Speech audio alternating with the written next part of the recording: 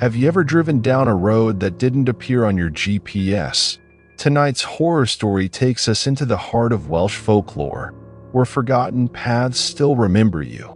Welcome back to Whispers in the Shadows. If you enjoy supernatural horror, urban legends, and stories that leave a mark on your mind, be sure to like this video and subscribe. Now, let's begin. I found the letter in the back of my hiking journal, folded twice, stained with something like tea or dried blood, though I don't remember bleeding. The handwriting was mine. The voice was mine. But I have no memory of writing it. It read, "Do not take the road past Towin after sundown. It knows your name now. If you see the sign that reads You're Henford, turn around. Do not follow the lights. Burn this letter once read. Me." There was no date, but the paper was aged. The ink had run slightly along the fold. Towin. That's on the coast, isn't it? I don't recall ever driving that far west. Yet the more I stared at the page, the more a faint memory pressed against the edge of my skull, like a dream trying to be remembered. A village in fog. A room lit by candlelight. A girl saying something I couldn't quite recall. And that name, You're Henford, Welsh. My pronunciation is likely awful, but the translation is simple. It means the old road. It was late September when I took that trip. You know, the kind planned on a whim, packed half-heartedly, and driven into with the romantic hope that a few nights in the woods would clear the head. I'd been living in Manchester then, working freelance editing contracts and barely scraping by. Life had grown stale. My routines were blurring. I needed escape, or at least silence. Wales had always pulled at me. The forests, the hills, the language. It felt like a place time hadn't managed to fully tame. So I loaded my gear into the back of a rental, brought along a few paper maps just in case, and headed west. The drive was beautiful at first, winding roads, stone fences half buried in moss. Occasional sheep blinking at me as if I didn't belong. My destination was a small campsite north of Mackinac. A friend had recommended it. Isolated, quiet, safe, but somewhere near dusk, just past Towin, I missed a turn. At least, that's what I told myself.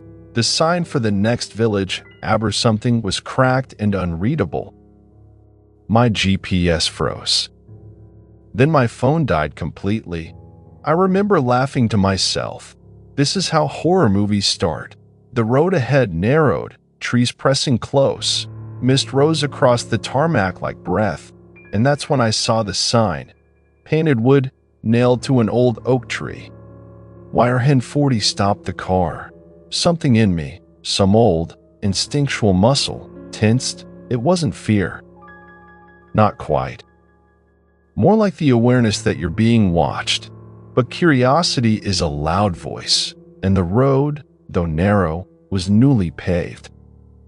Perfectly black, not a single crack. So I turned the wheel, and I drove in. The first thing I noticed was the silence. Even with my windows cracked, I heard no birdsong. No wind in the leaves, just the hum of tires and the distant sound of my own heartbeat. The trees thickened. Not quite forest, but ancient hedgerows taller than my car, bordering the road like sentries. After 15 minutes, the landscape shifted. The trees fell away, and in their place, a village. Tiny, quaint, and glowing. I swear that's the word my brain gave me. Glowing. Because each window of each house was lit. Warm amber light that shimmered slightly, as if refracted through water. The buildings looked old. Not in the charming historical sense, but in the forgotten sense. Stone cottages sagging under time. Moss-like veins along rooftops, and yet the place pulsed with life. Smoke curled from chimneys. A cat walked a rooftop beam. Children's laughter echoed faintly, though I saw no children. I parked near a crooked sign that read, "The Way House," and the front door opened before I knocked. A man with no eyebrows and perfectly round spectacles greeted me. His smile was wide and still. Too still. "Welcome back," he said, and though my skin crawled, I stepped inside. The interior was warm. Candlelight flickered on brass wall fixtures. The air smelled of lavender and ash. Several guests sat at small round tables, drinking something from chipped white mugs. Each one turned to look at me. None spoke. Not even a whisper.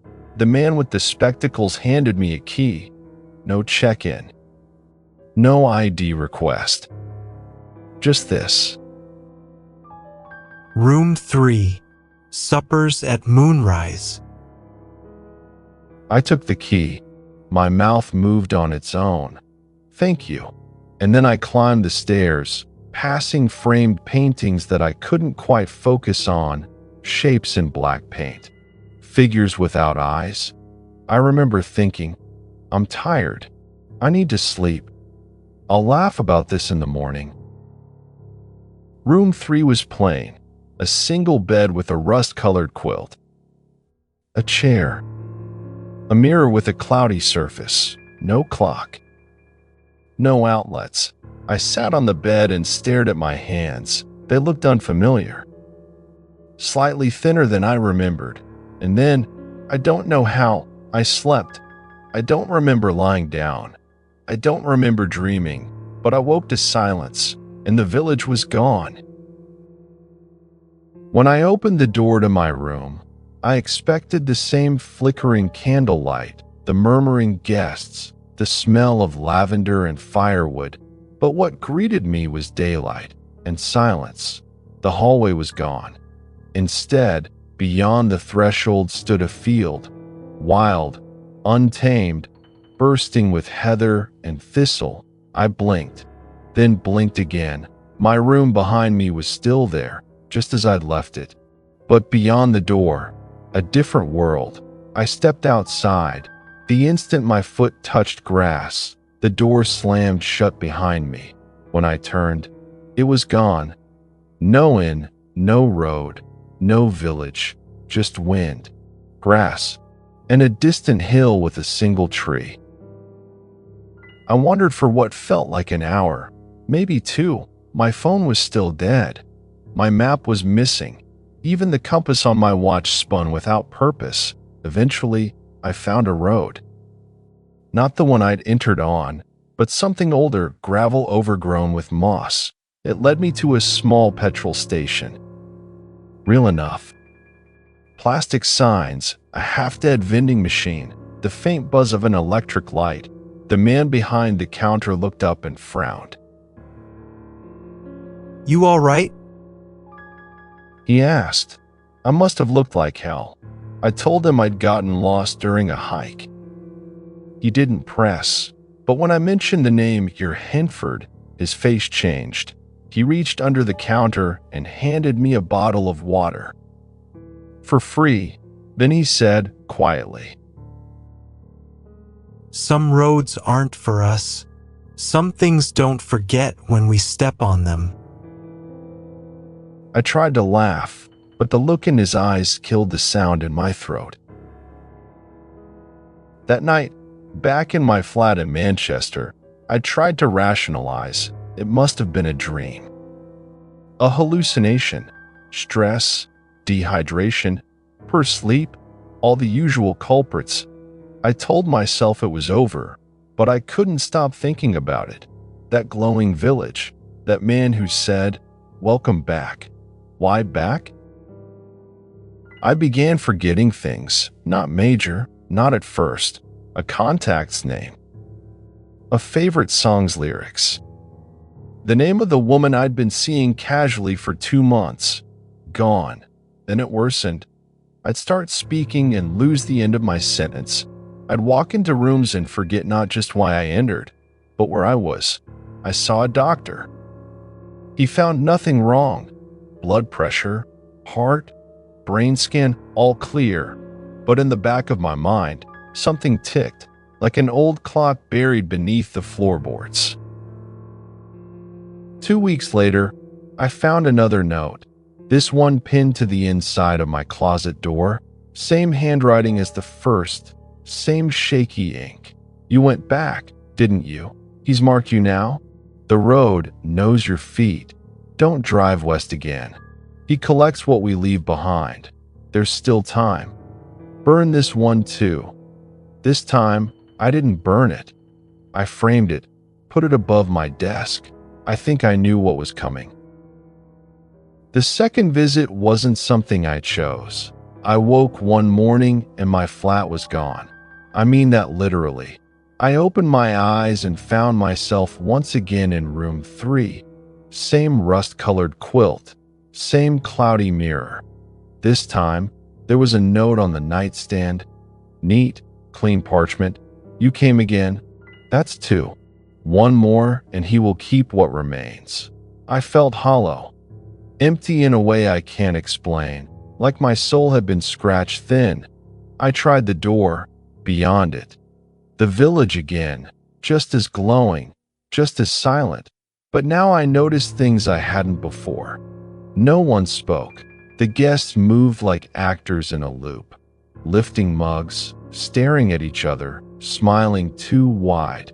Children laughed, but their mouths didn't move. I left the inn and walked the village's cobblestone streets. The air was thick, sweet, almost too sweet, like rotting fruit.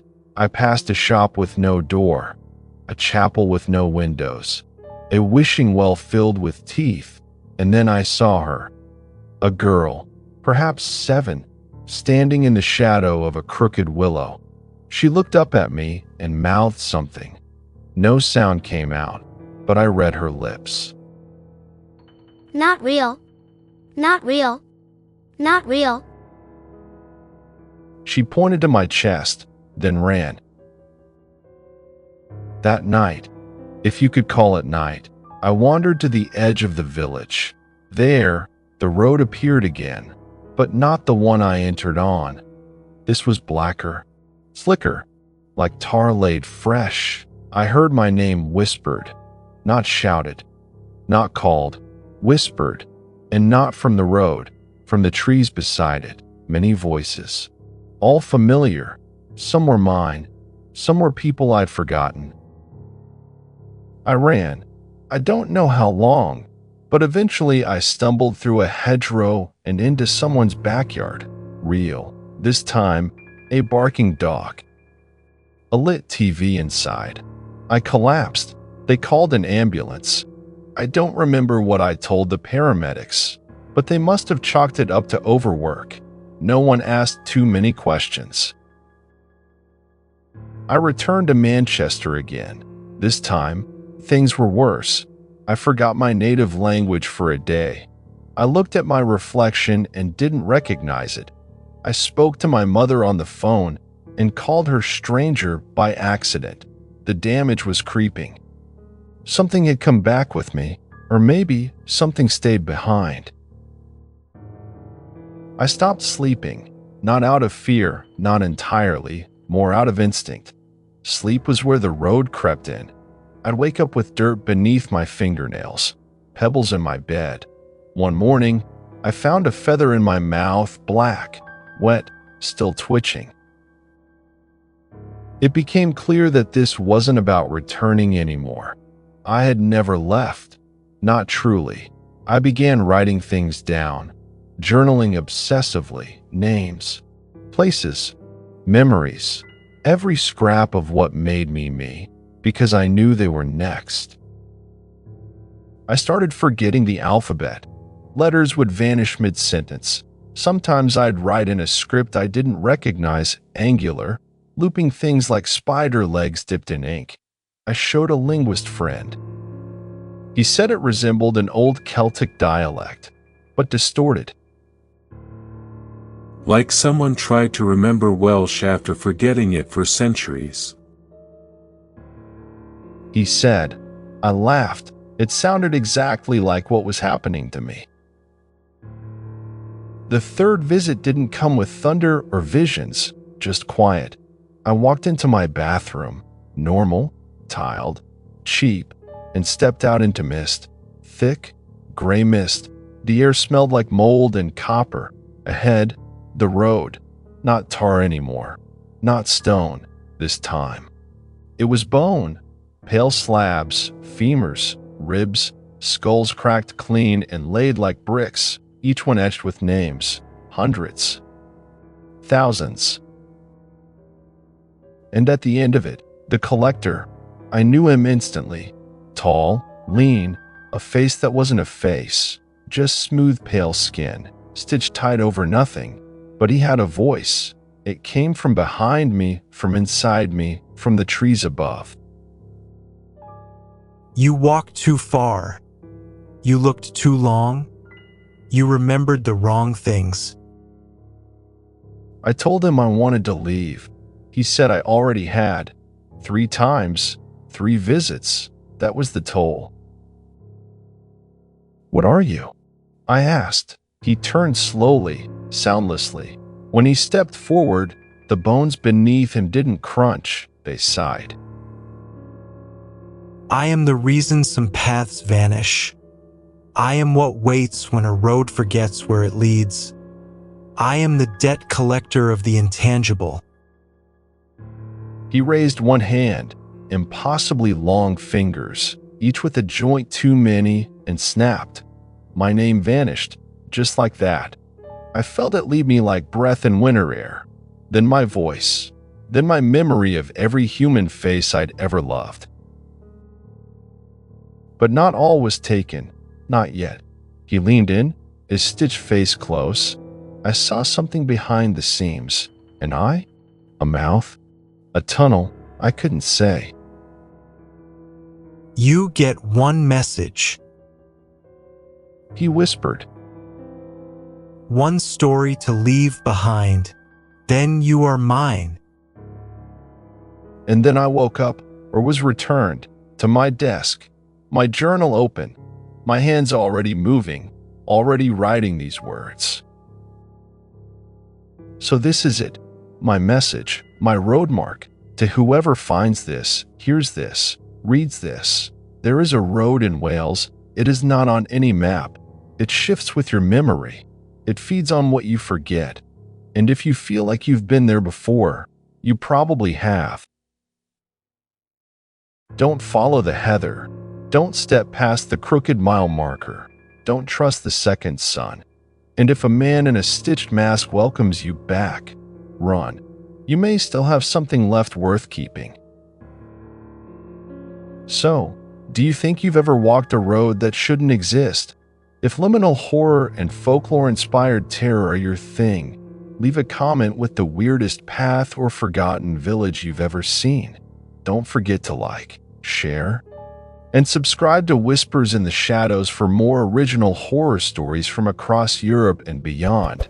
And remember, some roads don't lead anywhere, but they still come for you.